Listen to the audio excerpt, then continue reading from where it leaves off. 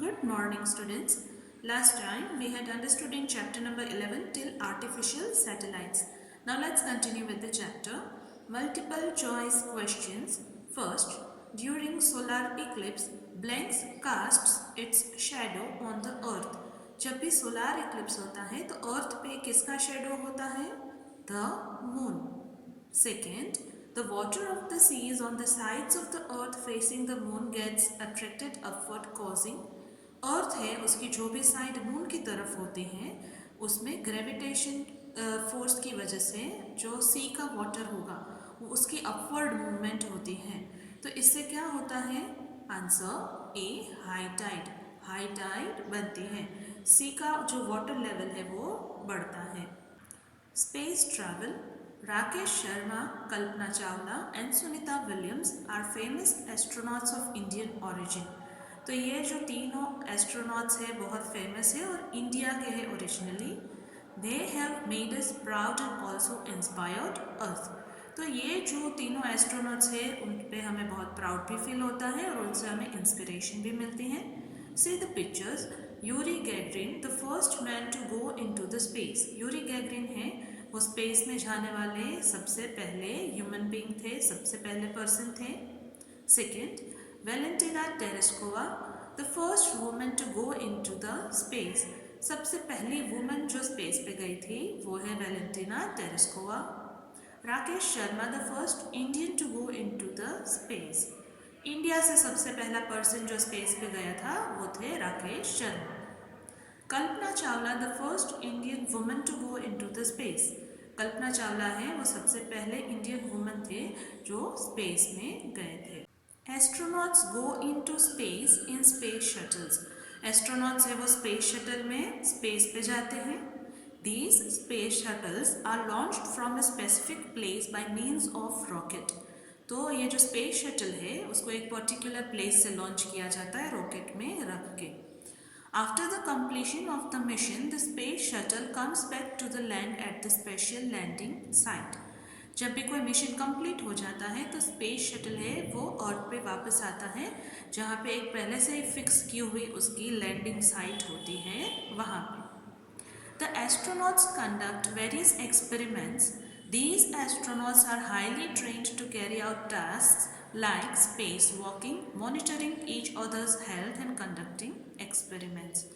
ये जो astronauts space में जाते हैं वो वहाँ पे वेरियस अलग अलग टाइप के एक्सपेरिमेंट्स करते हैं वो बहुत ही स्पेशली ट्रेंड होते हैं और वो स्पेस में वॉक कैसे करना है एक दूसरे की हेल्थ का ध्यान कैसे रखना है एक्सपेरिमेंट्स कैसे करने इन सब की ट्रेनिंग उनको दी गई होती है astronauts wear special space suits वो लोग स्पेशली स्पेस में जो पहन सकते हैं वो स्पेस सूट पहनते हैं these suits create a small atmosphere around their bodies as there is no air in space space में कोई भी एयर नहीं है जब एस्ट्रोनॉट्स है वो स्पेस सूट पहनते हैं तो ये स्पेस सूट है वो एक तरह का एटमॉस्फेयर मीन्स एक तरह से एयर का ब्लैंकेट उनके आसपास क्रिएट करता है उनके आसपास एक एयर का लेयर बनाता है there is no gravity in space so astronauts feel weightlessness there जो स्पेस है उसमें कोई भी ग्रेविटी नहीं है इसलिए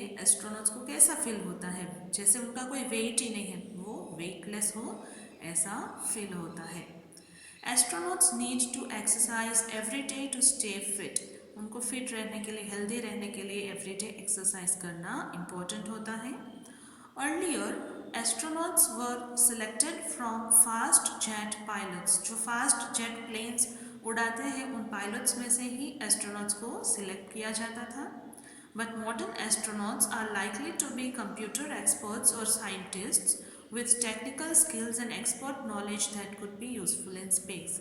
बट अब आजकल जो एस्ट्रोनॉट्स होते हैं वो कौन से होते हैं जिनको कंप्यूटर की अच्छी नॉलेज होती है उसमें वो एक्सपर्ट होते हैं साइंटिस्ट होते हैं या फिर टेक्निकल जो स्किल होती है वो उसमें बहुत होती है नॉलेज में एक्सपर्ट होते हैं ऐसे जो है उनको ही एस्ट्रोनॉट की तरह सिलेक्ट किया जाता है सो दैट वो स्पेस में जाके उनकी जो नॉलेज है उनकी जो स्किल है उसका यूज़ अच्छे से कर सके Exercise A. Take right the correct answers. First, when the moon comes between the sun and the earth it is called, जब मून है वो सन और अर्थ के बीच में आ जाता है तो उसको क्या कहते हैं?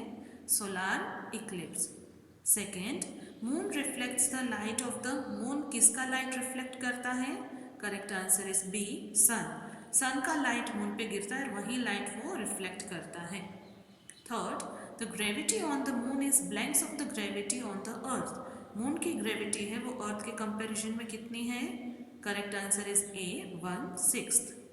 Four, every day high tide occurs, हर रोज जो है हाई टाइड है वो कितनी बार होती है?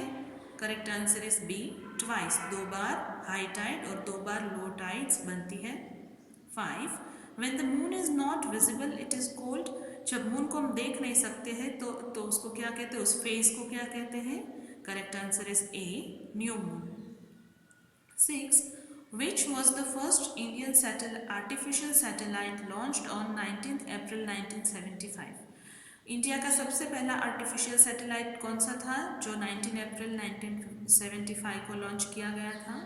Correct answer is B, Aryabhata. Exercise B, fill in the blanks. First, when entire moon is invisible we call it a total blanks eclipse. जब पूरा मून नहीं दिखता है तब हम उसको कौन सा इक्लिप्स कहते हैं?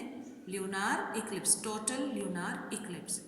Second, the natural satellite of the earth is the, earth का नेचुरल सैटेलाइट कौन सा है? Moon. Third, blank satellites help us in communication, weather forecasting, navigation etcetera. ऐसे कौन से सैटेलाइट्स हैं जो कि हमें कम्युनिकेशन में, वेदर कैसा होगा उसका फोरकास्ट करने में, नेविगेशन में हेल्प करता है? Artificial satellites. 4, blanks eclipse happens when the earth comes between the sun and the moon, जब अर्थ है वो सन और मून के बीच में आ जाता है तो कौन सा इक्लिप्स बनता है? Lunar eclipse. 5, the blanks has no atmosphere, कहाँ पे बिल्कुल एटमॉस्फियर नहीं है? Options are given earth and moon, so उसमें से करेक्ट आंसर है moon.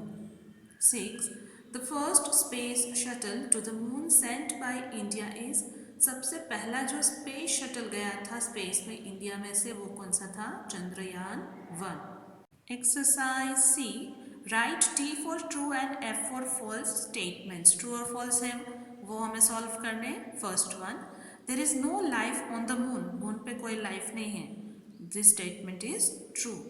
Second, Edwin Aldrin was the first man to step on the moon, सबसे पहले मून पे स्टेप रखने वाला पर्सन एडविन एल्ड्रिन था, that is false.